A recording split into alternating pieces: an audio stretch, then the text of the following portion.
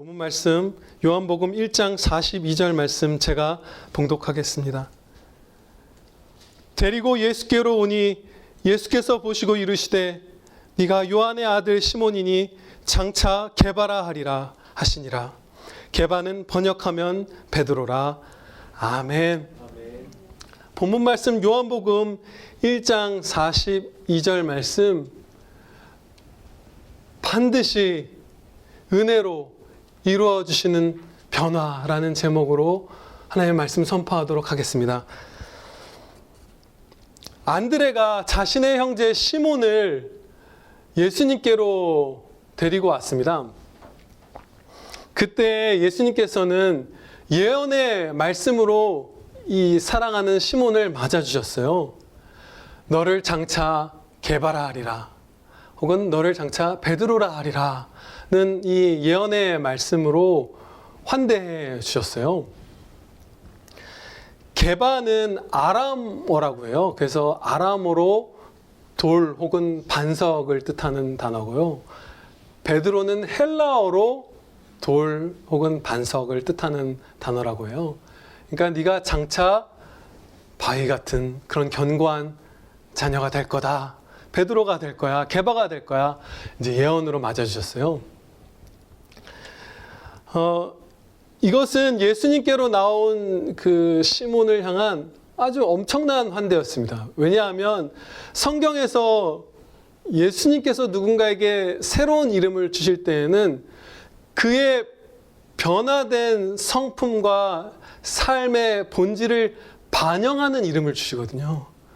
그러니까 지금은 네가 반석 같은 그 성품, 그런 삶을 살고 있지 못하지만 장차 그런 굳은 믿음의 용사가 될 것이야. 그렇게 되게 해줄게. 그것을 반영한 이름을 지금 약속해 주신 것이에요. 그러니까 엄청난 은혜를 처음부터 베드로 사도에게 베풀어 주시면서 맞아주신 것이죠. 그런데 시몬은 견고한 반석과는 거리가 먼 분이었습니다. 먼저 첫째로 그의 가정 환경이 그러했어요.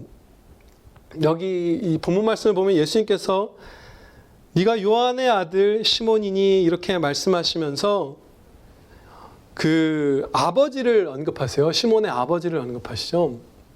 그런데 이렇게 말씀하신 이유는 그 요한이라는 시몬의 아버님이 어떤 특출난 분이거나 명망 높은 그런 분이셔서가 아니죠. 시골에 있는 무명의 어부였던 분이잖아요. 그리고 그 어부 생활도 그렇게 순탄하지는 않았던 것 같아요. 부유한 어부가 아니었어요. 그 베드로와 그 안드레의 기록들을 보면 그 요한과 야고보의 집과는 달리 배를 막 여러 대 소유하고 이런 게 아닌 게 나오거든요. 그러니까 성공적이지도 못한 변방의 어부였던 아버지예요.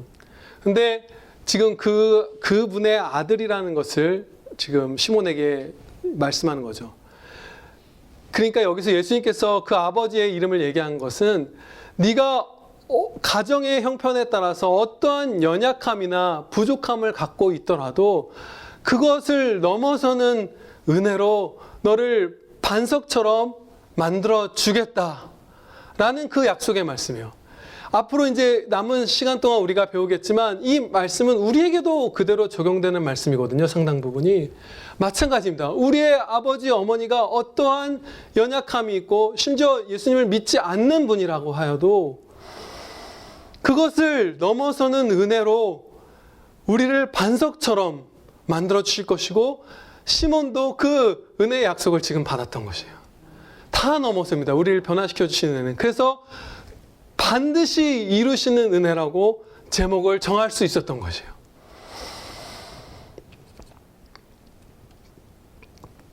둘째로 베드로의 성품이 결코 돌이나 반석과 같지 않았습니다. 그의 형편도 그랬고 베드로의 성품이 그런 분이 아니었어요.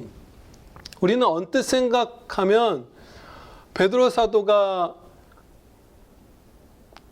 그런 견고한 바위와 같은 성품을 이미 좀 타고나고 갖고 있었다고 생각할 수 있어요. 왜냐하면 아주 적극적인 분이었잖아요. 능동적이고. 그런데 곰곰이 우리가 생각을 해보면 아주 빨리 뛰어나가고 어떤 일에 있어서 용기 있네라고 보일 만큼 급격하게 결단 내리고 나가는 그 적극적인 분들 가운데 그 환난이나 짐이 커졌을 때 금세 겁을 내거나 인내하지 못하고 포기하는 분들 우리가 종종 목격합니다. 저희 합신에 한 20년도 더 전에 있었던 일이에요. 이제 전해져 내려오는 사실인데, 실화인데. 어떤 이제 선교 전공에 있었던 전도사님이 이제 형제들 앞에서 막 다짐을 얘기하면서 나는 주님을 위해서 이제 목숨을 바치겠다. 이제 이런 결심을 막 한 거예요. 정말 베드로, 아직 반석 갖기 전에 이 시몬처럼, 베드로 사도처럼 막 이렇게 표현을 한 거예요. 그런데 그러고 나서 그 다음 날인가 시험 때 이분이 고의로 그 부정행위를 한 거예요. 뭔가를 베낀 거예요. 그런데 이제 성령님께서 그를 돌보셔서 이제 그걸 교수님과 학생들 앞에 회개하게 하신 것이죠. 내가 바로 어저께 주님을 위해서 목숨을 바치겠다고 확 나갔는데 그 다음 날 바로 그 시험 하나 앞에서도, 그 결과 앞에서도 죽지 못하고 부정행위를 했습니다.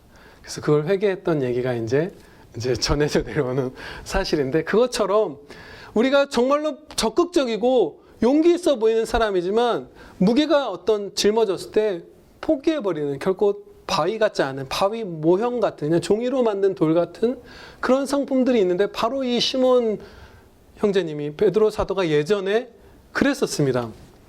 그래서 무리를 걷다가 두려워해서 빠져버렸고, 나는 결코 부인하지 않겠다고 했다가 부인했고, 또 그 변화산에서 예수님께서 영광된 모습으로 높은 산 위에서 변화되셔서 모세와 엘리야와 대화를 나누셨을 때 베드로가 초막을 짓고 여기 있는 게 좋겠다고 초막 짓겠다고 그렇게 말하거든요. 근데 그때 그것도 어떤 엄청난 견고한 신앙의 분별에서 나온 게 아닌 것을 예수님께서 말씀해 주십니다. 마가복음 9장 6절에서 베드로의 얘기를 듣고 이렇게 답변하세요. 이제 기록해 주신 거죠. 이는 그들이 몹시 무서워함으로 그가 무슨 말을 할지 알지 못함이더라. 자기가 무슨 말을 하는지 알지 못하면서 초막을 짓겠다고 말하고, 뭐 이렇게 해서 막 요동치고 두려움이 오면 금세 물에 빠져버리는 그런 반석에 반대되는 성품이 사실은 이 베드로 사도가 예전에 갖고 있던 본래의 성품이었습니다. 그런데 장차 개바라 하리라 말씀하셨으니 이것은 엄청나게 많이 너를 변화시켜 주겠다는 약속의 말씀을 주신 거예요. 너로서는 상상할 수 없는 변화, 너의 가정 형편에서도, 너의 타고난 지금까지 빚어진 성품에서도 불가능한 변화가 너에게 일어날 거다. 예언을 들려주셨어요. 이 본문 말씀은 너무나 슬프게도 로마 카톨릭에 의해서 아주 많이 왜곡되어 왔던 말씀입니다. 그들은 로마 교회의 수익권을 주장하잖아요. 다른 세상의 모든 교회보다 로마 교회가 높이 있고, 그 중에서 교황은 모든 사역자들 중에서도 높이 있는 아주 그런 우두머리라고 교만하게 높이잖아요. 그런데 그분들이 거짓으로 주장하는 바 가운데 하나가 베드로 사도가 초대 교황이었다고 하는 것이죠.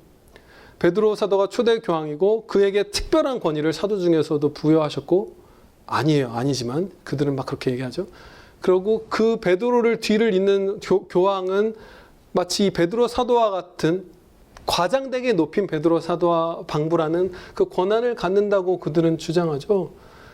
그래서 여기 개바라는 이 단어, 아람어로 돌과 반석이고 번역하면 베드로라, 돌, 헬라어로 그 명확하게 여기에 기록되어 있는데, 그것을 헬라어에서 머리를 뜻하는 케팔레 혹은 케파스라는 그 단어에서 유래되었다고. 이 개바가 아람어 돌 개바가 아니라 헬라어의 머리라는 것을 뜻한 케파스 혹은 케팔레라는 단어에서 유래되었다고 이렇게 주장하면서, 베드로가 우두머리였고 교회의 머리는 예수님 한 분이신데 교회의 머리와 같은 가시적인 머리였고, 베드로가 교황은 그의 방불하는 권위를 갖고, 로마 교회도 그렇게 세상 모든 형제 교회들 중에 우두머리다라는 것을 주장하는데요. 이 본문 말씀을 써왔어요. 그러니까 그것을 아니라는 것을 우리가 새겨야 할 것입니다. 본문 말씀은 앞서 잠시 말씀드렸지만 베드로 사도 한 분에게만 적용되는 말씀이 아닙니다. 우리 모든 성도들에게도 거의 유사한, 본질적으로는 사실 같은 은혜가 주어집니다. 이 말씀을 우리가 받을 수 있어요. 그대로. 왜 우리에게도 시몬 형제님에게, 베드로 사도에게 주셨던 것 같은 은혜가 주어질 것이라고 확신할 수 있을까요? 그것은 예수님의 몸된 교회 전체, 우리 모두가 예수님의 몸이잖아요. 그들을 예수님의 몸답게 만들어 주실 것이기 때문이에요. 그 성품은 반드시 반석 같을 수밖에 없습니다.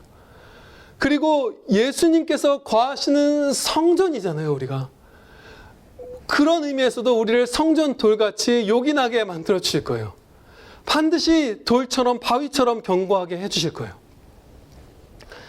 그리고 우리는 유일하고 영원한 반석이신, 참된 단 하나의 반석이신 예수님 위에 세워진 교회잖아요. 그런 자녀들이잖아요.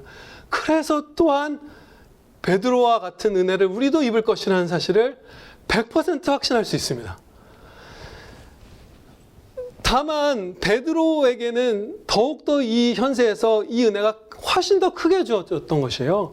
역사에 있었던 거의 모든 성도들 가운데 가장 돌이라, 바위라, 반석이라 불릴 만한 그 은혜의 변화가 베드로 사도에게 주님이 베풀어 주셨던 거예요. 그래서 친히 베드로에게는 이름도 예수님이 부여하시고 대표적으로 이렇게 기록이 되어 있지만, 앞서 제가 세 가지를 말씀드린 예수님의 몸된 교회의 특권을 고려할 때 이 동일한 반석처럼 변화되는 은혜가 우리 모두에게 반드시 있을 것입니다.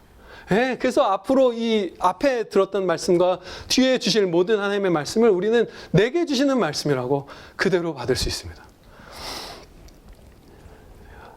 그래서 우리는 변화가 될 것인데요. 돌처럼 불굴의 의지, 선한 의지 우리 갖게 될 것이에요.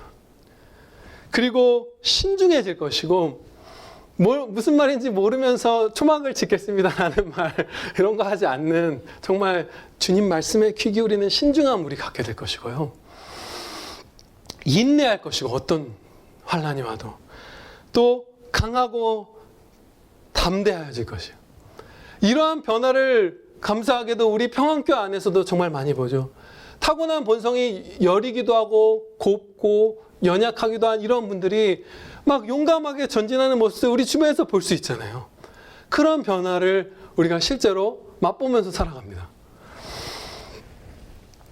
베드로는, 그리고 우리도 엄청나게 많이 변화될 거예요. 베드로 사도가 정말 많이 변화되었거든요. 그 부분을 살펴볼 텐데 우리의 변화의 폭도 반드시 클 것이라는 사실을 우리가 여기서 알 수 있습니다. 예수님을 3번 저주하며 맹세하여 부인하였다, 이렇게 기록되어 있거든요. 저주와 맹세를 곁들여서 예수님을 부인하기까지 했던 그가 돌이켜 회개한 후에 다른 성도들을 반석처럼 굳게 하고 또 안 믿는 불신자 이웃들을 예수님께로 데리고 오는 데까지 쓰임받았잖아요. 엄청난 변화가 있었던 것이에요. 그리고 마지막에는 베드로 사도가 순교의 자리까지 담대하게 나아갔습니다.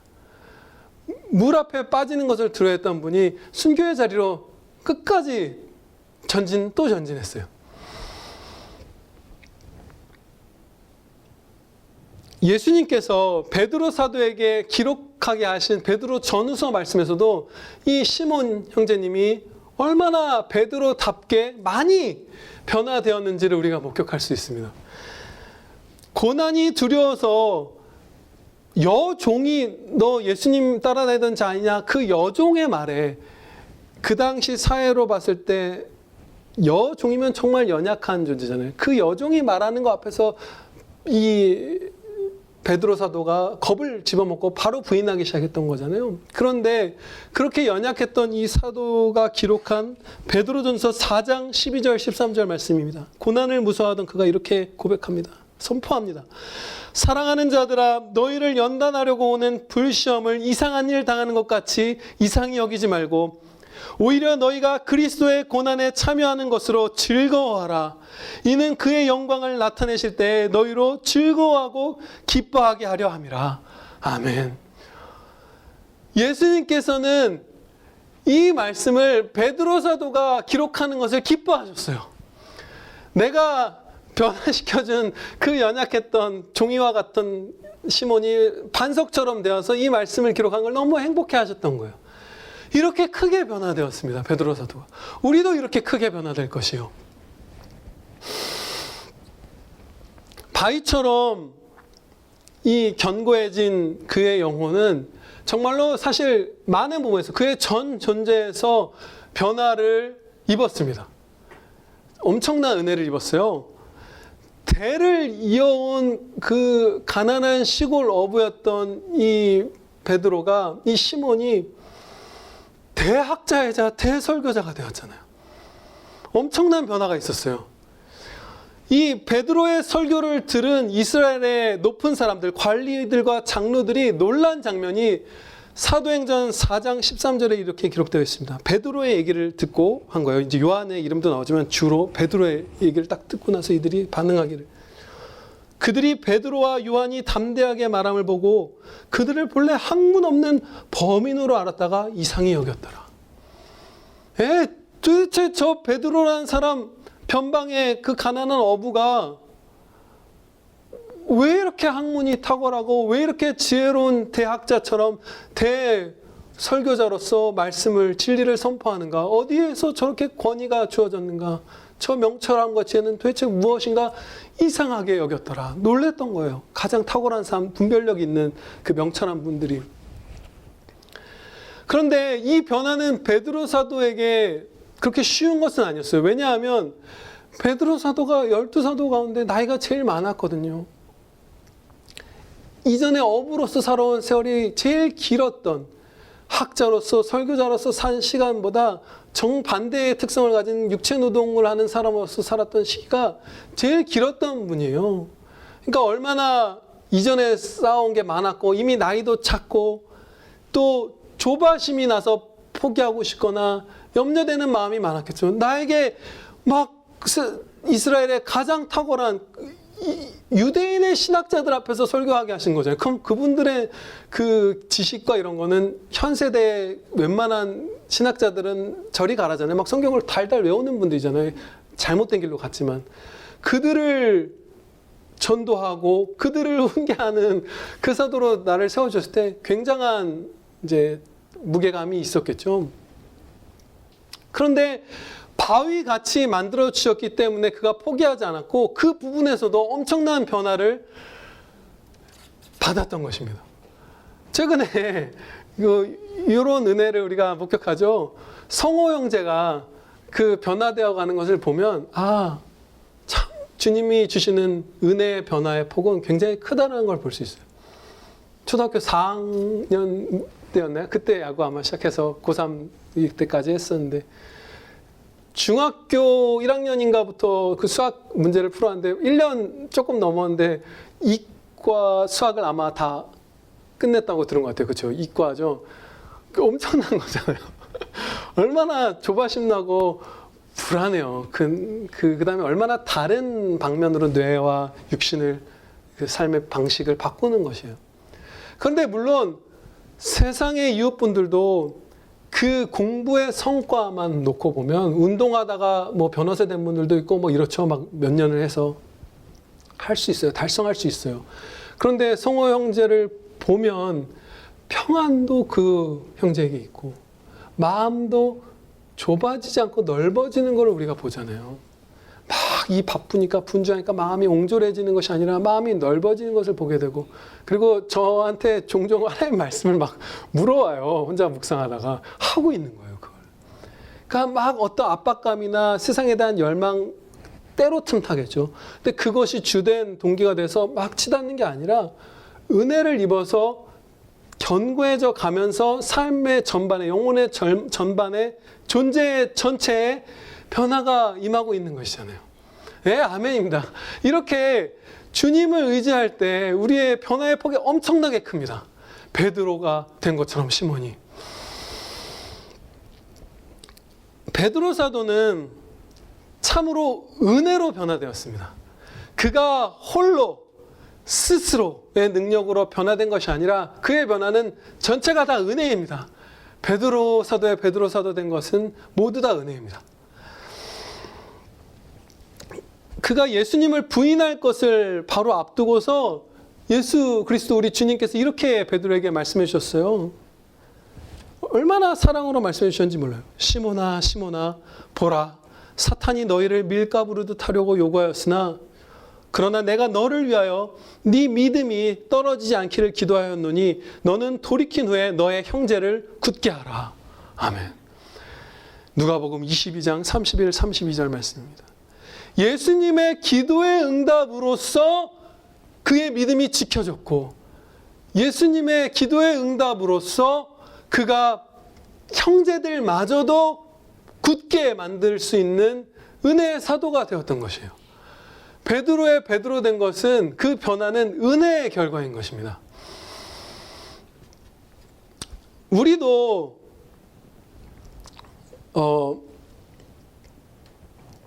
은혜로 변화가 되는데요.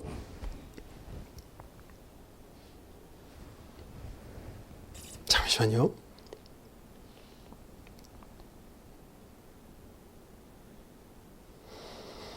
네, 우리도 은혜로 변화가 되는데 이 베드로 사도도 은혜로 변화가 되는데 중요한 것은 이 은혜 가운데에서는 충성할 수 있는 힘을 주시는 은혜가 포함되어 있다는 것입니다. 네, 그냥 가만히 있는데 변화되는 부분도 있어요. 때로 거의 우리가 행동한 거 없는데도 변화를 주십니다. 그런데 죄를 지었는데도 그것을 선으로 바꿔주셔서 거룩하게 우리를 변화시켜 주시기도 해요. 분명히.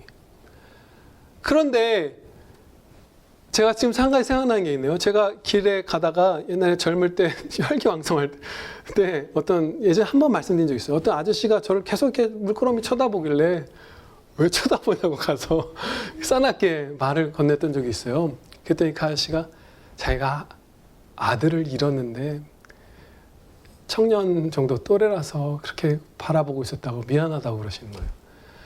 저는 죄를 범했고 그것을 통해서 더 선한 결과로 아마 그분은 주님이 위로해 주셨겠죠. 그 혈기를 꺾어주시는데 쓰셨어요. 그런데 죄도 그렇게 바꿔주시는데 중요한 것은 충성함으로써 우리가 순종을 행함으로써 변화를 입어야만 합니다. 그 베드로 사도를 통해서 은혜의 변화도 우리의 충성이 포함되는 것을 주님이 원하신다는 걸 가르치게 하셨어요. 그 은혜로 변하지만 순종이 필요하다는 걸 베드로가 선포하게 하시기를 그 보배롭고 지극히 큰 약속을 우리에게 주사 이 약속으로 말미암아 너희가 정욕 때문에 세상에서 썩어질 것을 피하여 신성한 성품에 참여하는 자가 되게 하려 하셨느니라. 그러므로 그러니까 은혜의 약속으로 신성한 예수님의 성품을 갖게 되었는데 그러므로 너희가 더욱 힘써 너희 믿음의 덕의 지식을, 지식의 절제를, 절제의 인내를, 인내의 경건을, 경건의 형제 우애를, 형제 우애의 사랑을 더하라. 힘써서 너희가 더하라. 이렇게 베드로 사도를 통해서 선포하게 했습니다. 이처럼 우리가 은혜를 입어서 변화되지만 순종하게 해주시는 것도 은혜 안에 있는 것이거든요. 근데 정말로 속히 순종해서 순탄히 다 변화를 입었으면 좋겠습니다. 예. 우리 가운데 온 세상 지교회, 형제교회 가운데 제일 성화를 늦게까지 막 120살까지 살아도 성화를 계속 미루는 성도도 정말 거룩한 성도로 이 땅을 떠나기 전에 분명히 성화시켜 주실 것이에요. 그 일을 반드시 이루어 주실 것이에요. 그것을 확신할 수 있는 게 이 말씀입니다. 히브리서 저번에 봉독했던 12장 말씀인데요. 모든 사람과 더불어 화평함과 거룩함을 따르라. 이것이 없이는 아무도 주를 보지 못하리라. 아멘. 여기서 따르라는 말씀이 추격하듯 열성적으로 갈망하고 쫓으라는 것이었잖아요. 모든 사람과 더불어 화평하려 하고 거룩함을 막 갈망해서 추구하는 이것 없으면 아무도 주님 못 본다. 그러면 택하신 자녀는 반드시 버리지 않고 구원을 이루시기 때문에 아무리 성화를 미루는 가장 그 믿음이 연약한 상태에 머물러 있고자 막 주님을 거부하는 성도조차도 결국 이 땅에서 이걸 안 가지면 천국에 못 들어가니까 이 거룩을 막 갈망하고 화평을 추구하는 이 경건한 성도의 모습을 이루어주신다는 것이에요. 그런데 이것을 우리가 미루고 있으면 얼마나 정말 우리를 사랑하시기 때문에 가장 아픈 매를 아마 들어야 하실 가능성이 클 거예요. 잠언 말씀에 자녀를 때리라. 그 영혼이 그것으로 살아난다. 그걸로 매맞는 것으로 죽지 않는다. 그것으로 살려라 이렇게 말씀하잖아요. 그것은 우리 하나님 아버지의 자녀인 우리에게도 그대로 당연히 적용되는 것을 성경에서 배웁니다. 자녀 만드심의 은혜가 없으면 사생자잖아요. 우리는. 그거를 우리가 안 겪었으면 좋겠어요. 우리의 모든 모난 부분들, 죄악된 부분들에 있어서 성화를 미루다가 그 아픈 매를 맞고 되는 것이 아니라 정말 순히 이 고난에 순종하면서 빨리 변화되는 은혜를 입으시기를 축원합니다. 네.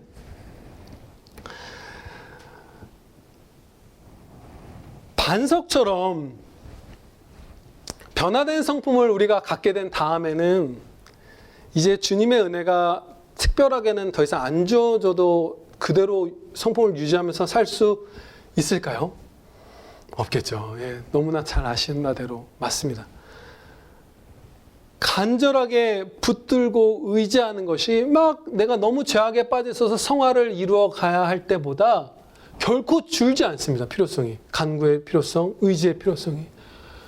내가 지금 그야말로 살인을 저지른 성도보다도 사도의 믿음을 가진 성도가 결코 기도가 덜 필요하지 않습니다.